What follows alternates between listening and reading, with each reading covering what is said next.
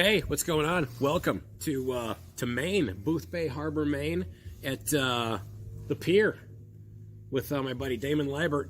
We're up here, our fiddle player from the Irish Comedy Tour. We're up here in Maine, stranded as we record this from the coronavirus.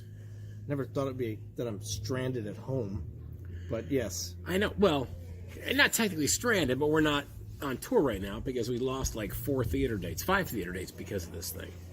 Whatever, Roomy. Yeah, well, I know, right? You've been very gracious letting me stay at your house, and we're happy. We're here at his happy place. It's called right there. It's his happy place. This is Damon's hangout. Damon's our fiddle player. You've been doing fiddle for how many years now? Since you were a kid? 38 years, I think. 38 years. Yeah. You're studying this. You're in school. You're in college, studying violin. Obviously, women love musicians. So what kind of women go after the string section? I haven't met any that do. Where have you come across some that do? I went to the wrong school, apparently.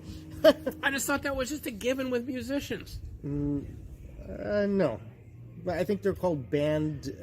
what is it? Band geeks? I recently learned that the orchestra folks were called orc dorks. Orc dorks? Orc dorks. Yeah. I've never heard of that phrase before. I didn't either until a few years ago. Orc dork. Now you're studying violin, and brilliant violin player. What did you want to be in an orchestra? Did you want to be in a band? Did you want to be? I know you didn't look up to Charlie Daniels. I know that for a fact. No. But I mean, what were you? Did you want to teach? What was your thought process when you were starting off doing this? I wanted a job. I mean, is that why people go to college? Right. For work? I got you. It wasn't to educate myself on, clearly that didn't work. So did you want to teach it, or did you want to go and... I studied composition, and I dropped it so that I could get out of academia. Right. I was just done. And I just had a regular old music degree, Bachelor of Arts, because I didn't want to go to work wearing a suit and tie and teach other people how atonal music... By the way, atonal music, what I was studying, does not sound like music. And I was studying it, and I don't know how I ended... It's like math for music. Well, then you end up here in Maine. You're born up in Nova Scotia, correct? Well, no. Born in Connecticut. Incorrect. I was born in Connecticut. Born in Connecticut, Yep. Spent a lot of time in Nova Scotia. Yeah, my mom's family's from up there, yeah. You're here in Maine now, and you catch lobster. I do. You got an oyster farm going. What even got you into doing something like that? I mean, the ocean. Because thank you. See, because for me, like I go to the store and I want to get lobster. I just go to the tank and I pick one out, and I'm like, put that one in the bag and I put it in the pot and everything. But I've been out here with you catching lobster. You have, yeah. And you're a champ. I took a different angle. I decided it'd be easier for me to buy a boat, get a license, buy some traps, go fishing for mackerel, also need a license, catch the mackerel, kill the mackerel, put them, once they're dead, into little bags, put them in the traps, submerge them in the water, wait for lobsters to go in there, and then pull them up, and then kill them too, and then eat them.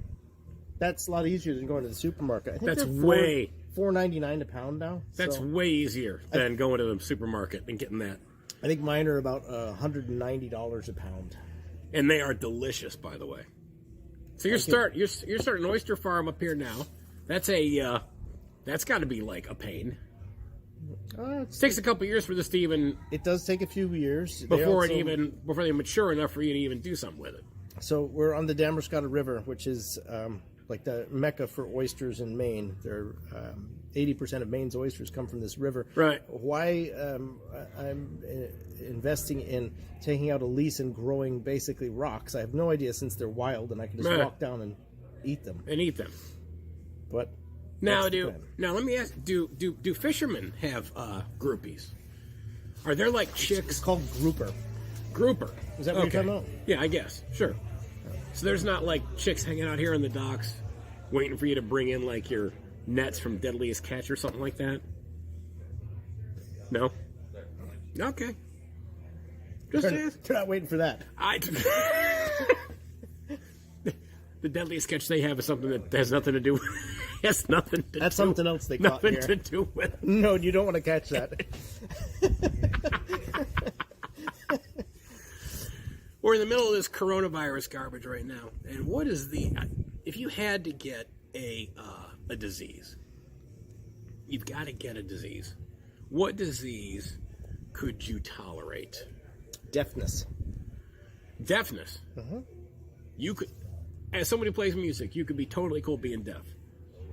I didn't say I liked playing music, and it would make this a lot easier. You mean this conversation? Yeah. If you couldn't hear me right now? Damon Leibert. Now our conversation is over. I hate this guy, but I love him at the same time. You will too.